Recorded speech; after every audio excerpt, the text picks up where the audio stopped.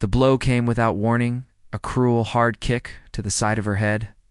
She hit the ground, snow crunching beneath her cheek, the bitter wind slicing through the pain. Anger burned, but beneath it, a spark of determination ignited.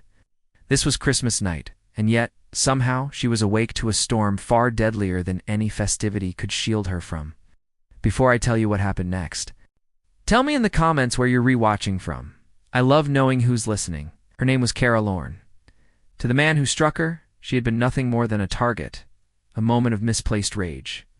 But to the world or, at least to the small, frozen mountainside where a Delta Force team was trapped, she would soon become salvation.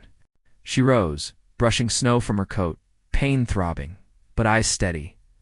The wind whipped around her, carrying with it the distant roar of helicopters and the low hum of engines that struggled against the blizzard. Kara had never sought heroism. She had sought peace.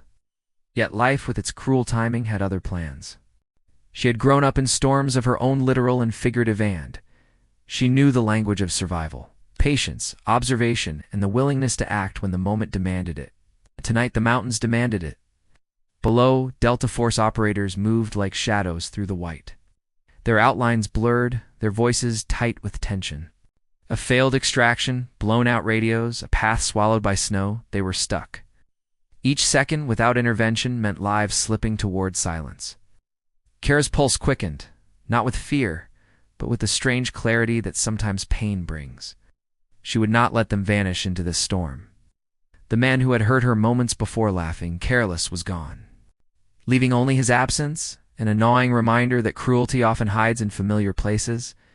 Kara's hands, trembling not from cold, but from adrenaline and memory, gripped the rope and harness she had improvised from her coat straps. She studied the slope, memorized each shadow, each hidden crevice, where a misstep could end everything. Her mind raced, but she moved deliberately, inch by inch. Against wind and snow, time slowed as she navigated the cliffside, her breath steaming, her ears straining for signals in the roar. Then she spotted them, the team pinned against a ridge, frozen faces barely visible behind snow-laden gear. Their leader, Lieutenant Mason, called out, frustration and fear tangled in his tone. Kara calculated, weighing every choice, every risk. She could ignore them. She could flee. Or she could fight the storm itself to reach them. She chose the latter. Each step was a conversation with the mountain. She shouted instructions that the operators could barely hear, her voice slicing through the howling wind. She anchored ropes, secured lines, and created paths where none existed. The snow fought her, slipping beneath boots, burying fingers in ice, but she pressed on. When one soldier slipped, she grabbed him mid-fall, steadying him against the unyielding cliff. Murmurs of disbelief rose from the team. They were alive. They were being saved by someone they had never expected. Hours blurred. The blizzard roared, testing every nerve, every decision. Kara's body screamed for rest, but she ignored it, focusing on rhythm, on pattern. The operators began moving, a tide of disciplined training, following the unconventional guidance she offered. Her commands, precise and patient, turned chaos into choreography. They descended safely, step by careful step, through the frozen chaos that might have claimed them all. Then came the final stretch, the extraction point, visible only as a faint glow in the storm's white veil. Kara led them, her figure a thin line against the mountain, each footfall a defiance against exhaustion and fear. The team's respect was quiet but profound, a hum of gratitude mingled with disbelief. They knew they owed their lives to this woman who had once been only a victim in her own story. When the helicopters finally touched down and the rotor wash cut through the blizzard, Kara's hands shook from the effort more than the cold. Lieutenant Mason approached her, eyes wide, silent words passing between them. No one could fully articulate what had happened.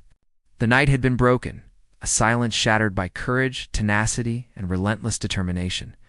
Kara stood, snow clinging to her hair and clothes, listening to the wind fade. Her head throbbed, memory of pain lingering, but her heart was steady. The man who had struck her seemed a distant shadow now, irrelevant against the reality she had created. She had chosen action over despair. She had chosen life over vengeance.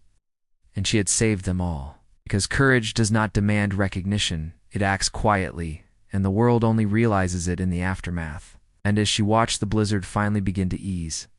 The night felt less like a punishment and more like a test, one she had passed not with strength alone, but with resolve, empathy, and heart. If this story inspired you, share your thoughts below and subscribe to Whispered Words, because even the coldest Christmas nights can be broken by acts of unexpected courage.